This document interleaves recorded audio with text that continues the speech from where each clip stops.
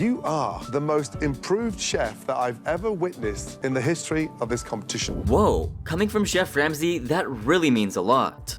I mean, it's not every day you get to earn Ramsay's respect. And well, these are the greatest comebacks ever on Hell's Kitchen.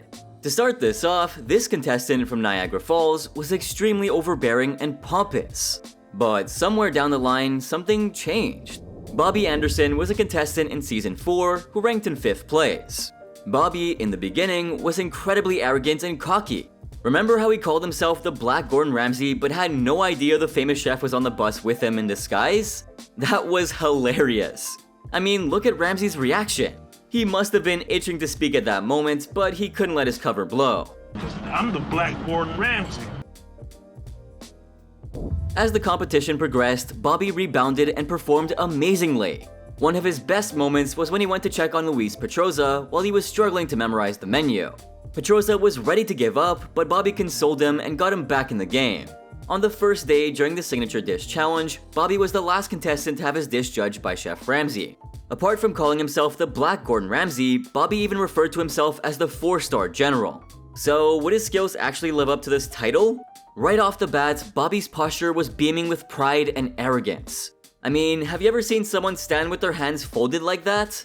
When Ramsay tried to take a dig at him by asking him what he should call him, Bobby gave a very cheeky reply. He asked Chef Ramsay to call him Chef Bobby. Well, that's a title you earn on Hell's Kitchen, but up until then, you're just any other contestant. So for all the haughtiness he was displaying, let's see what he presented for the challenge. Bobby made a Hawaiian butterfish with roasted Thai pepper sauce, and after tasting the dish, Ramsay was appalled. Chef Ramsay realized that Bobby had taken the easy way out and deep fried the fish. After saying that he found it embarrassingly lazy to resort to deep frying, Ramsay then put Bobby in his place by saying this. So cut the bullshit and get back in line. After the challenge was over and done with, Chef Ramsay asked both teams to name a team captain for the opening night. And Bobby nominated himself as the blue team's leader. Yes, this man has some overconfidence. And surprisingly, during the prep time for the upcoming service, Bobby was leading quite well. Plus, he was really confident that the blue team wouldn't lose. But when Chef Ramsay asked him what the 5 entrees from the menu were, Bobby failed to give an answer. Once the dinner service kicked in, Bobby was at the meat station. At one point, Jason Underwood sent an unacceptable risotto to the pass. And for that, Ramsay called Bobby out for not assuming his leadership duties. But Bobby told him that he didn't want to dig in, and this annoyed Chef Ramsay. How about a little vote of confidence, a little bit of support? As the blue team struggled with their first order of appetizers, Ramsay was frustrated. He then told Bobby how he was looking for someone to take control of this disgusting and embarrassing mess. That's when Dominic DeFrancesco asked Bobby to jump in and give a hand, but what did Bobby do? He bluntly refused to help and said this. You got 6 set of hands. You don't need 8 set of hands over there. I don't want to join the chaos. Now, that doesn't really sound like a leader, does it? Sometime later, when LaRosse Adrenaline took over the leadership, Chef Ramsay asked Bobby to lend his captain badge to LaRosse. However, Bobby, being Bobby, continued to call himself the 4-star general. At this point, none of his teammates were appreciating his haughtiness. But then, from day 3 onwards, he was finally fulfilling his role. During the dinner service, he was at the tableside station. At one point, when he saw the blue team running into problems with no food coming out, he took the matter into his own hands to make the diners happy. He came up with a wacky idea. Would you like for me to cut this up in 6 and then put it on a little plate? Okay, now this could have either worked or backfired, but guess what happened? The customers loved the idea, but Jean-Philippe? He was left in disbelief. Then, the next day, Bobby was at the dessert station during the family night dinner service. 2 hours into the service, when Matt Sigel sent unacceptable burgers to the pass, Chef Ramsay asked if someone could get a grip. And once again, Bobby jumped right in and answered that he would. Thanks to his timely leadership and fast thinking, several acceptable entrees were sent to the pass. However, the blue team struggled heavily, so they got assistance from the red team. In the end, the blue team lost the service, but Bobby was named the best of the worst for his outstanding performance that night.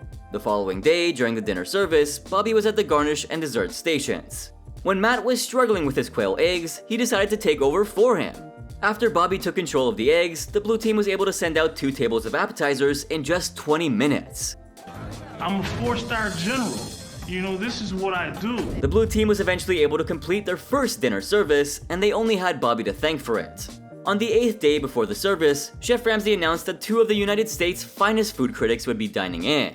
This meant that Ramsay expected both teams to give a good service. Although Bobby was at the garnish station, he was the main vocal leader for his team and managed to impress the food critics. Not only did the blue team finish their service, but they even finished the red team's service after they got kicked out.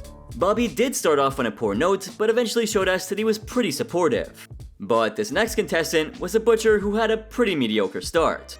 She was even nominated 3 times in a row. But the day Chef Ramsay threatened to take her jacket away, something happened. Mary Polnaut was a contestant in season 11 who finished as the runner-up. Mary's comeback left us feeling mighty impressed. The way she started her journey on the show and the way she ended are worlds apart. Mary, in the beginning, started off as a disastrous mess. So disastrous that she was picked 3 times for elimination, and for good reason.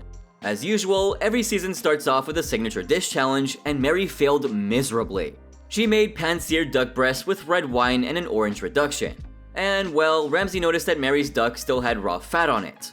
After giving some consideration to the dish, which still needed more cooking time, Chef Ramsay only had one thing to say. It's not even cooked properly. Well, congratulations, you certainly butchered your dish.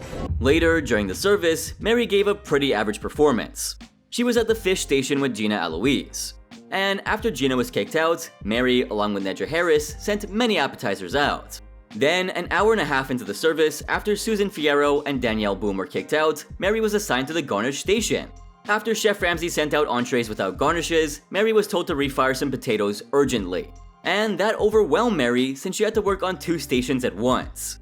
Mary even received help from Amanda Giblin, but she was still struggling. And finally, after some hurdles, Mary successfully sent the missing potatoes to the pass. She then helped the red team with serving all of the remaining tickets, and her team eventually won the service. Then, from the next day onwards, just when we thought she had finally found her stride, Mary's performance took a dip. During the dinner service, Mary was at the appetizer station with Danielle. When she sent her first attempt at risotto to the pass, it was rejected for having way too much wine in it. Then, on her second attempt, it was rejected for having the same problem. It was only after getting help from Janelle Witt that the risotto was accepted and deemed delicious. The red team was eventually kicked out for their multiple mistakes. And during the eliminations, Mary found herself listed as the red team's second nominee. Mary got lucky, survived the elimination, and stayed in the competition only to give another poor service the next day. Once again, the red team wanted to get rid of all their extra baggage, which Mary was a big part of. So, yet again, she was nominated for elimination. On the 6th day, during the deliberations, Chef Ramsay did something that he's never done before. During the service, Mary was at the meat station with Nedra. When she and Nedra sent their first entree to the pass, the pork came out raw, leaving Chef Ramsay frustrated. This is when it gets serious. Raw pork. Later, when Ramsay asked the team what they were up to, he was told that the refired pork was still in the pan, which left Ramsay dismayed. When you say I've got one more, you haven't got one more. I'll put one more on, Chef. Ramsay had enough with the red team when Mary sent her lamb and Wellingtons to the pass in her own time. And despite the delay, the pork was still raw. Chef Ramsay was so pissed that he kicked the red team out, and post-dinner service, both teams were named joint losers. From the red team, Nedra and Mary were nominated for elimination, and they joined Dan Ryan and Ray Alongi from the blue team. After listening to their pleas, Ramsay did something we've never seen on Hell's Kitchen before. Each and every one of you will have to earn your jacket back. Yep, he put all 4 chefs on probation, and this turned out to be a blessing in disguise for Mary. The next day, the 4 chefs got ready to earn their jackets back. Mary, during the service, was at the appetizer station with Nedra. Both succeeded in serving the appetizers. And after her risotto was deemed delicious, Mary received her jacket back. Chef Ramsay then urged her to keep up the good work, which she definitely did. Sadly, the service only turned out to be beneficial for Mary since the red and blue teams both lost. And for the first time in a while, Mary wasn't nominated. Was this a new beginning for Mary's time on the show? It looks like it certainly was. The following day, Mary showed us what a great leader she could be. During the family night dinner service, Mary was at the meat station. And when the team moved on to the entrees, her communication with Jacqueline Baldassari was terrific.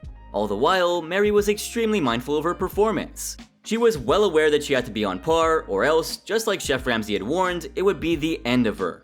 Mary took charge of her station like a boss, and when she sent her Wellingtons to the pass, they were deemed to have been beautifully cooked. All throughout the rest of the service, Mary maintained some great communication with her team. And the red team finished all of their tickets at lightning speed. They were then asked to go over to the blue kitchen and help them finish their dinner service. And once there, Mary didn't back down from taking charge once again.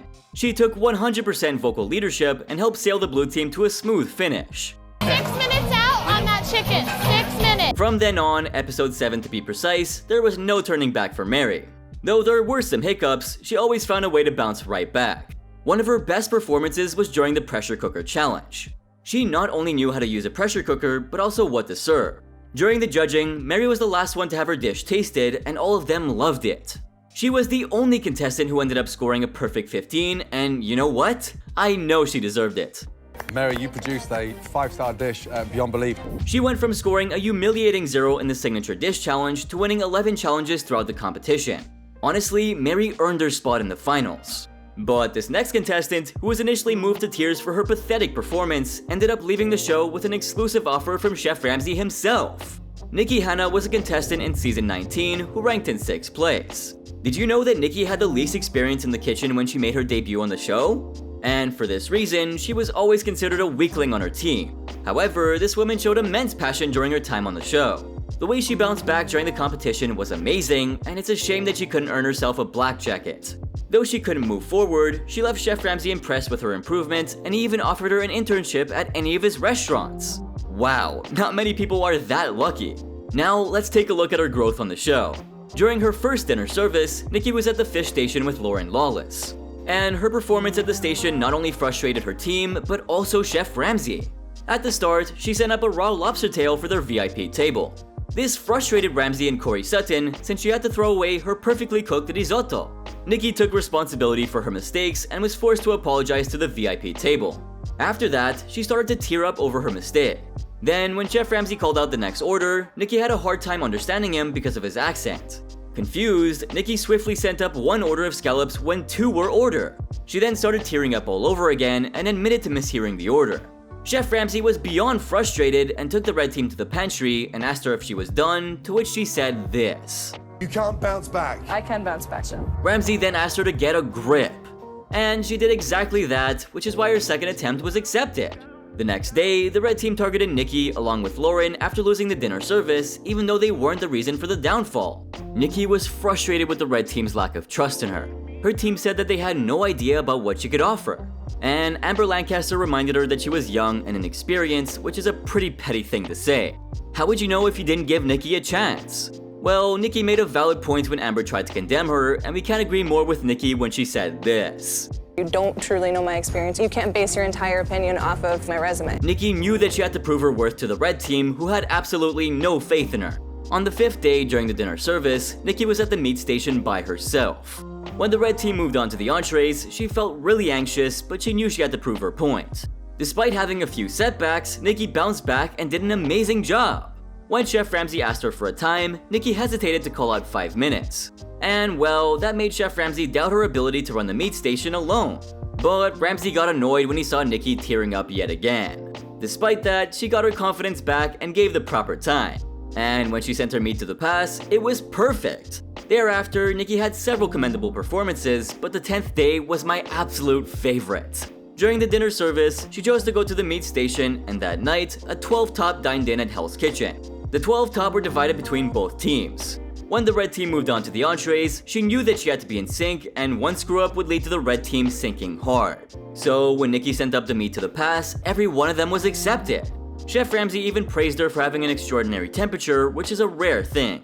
This temperature is extraordinary, absolutely picture perfect, beautiful. Nikki then continued to send out amazingly cooked meat, and the red team took note of how she was rocking the meat station. Chef Ramsay also pulled her into the pantry, and nope, it wasn't to berate her, but to praise her for her performance. But your cooking tonight has been exceptional. Keep it going. I will. Well done. Going from a cook with the least experience to an executive chef and the CEO of Yellow Jacket Chefware, she's killing it. So these were some of the greatest comebacks ever on Hell's Kitchen. If you have more contestants in mind, make sure to drop their names in the comments section down below. Since you made it this far, I know you enjoyed the video. So take some time to drop a like and subscribe to my channel if you haven't already. I'll be back with more. Anyway, thanks for watching, guys.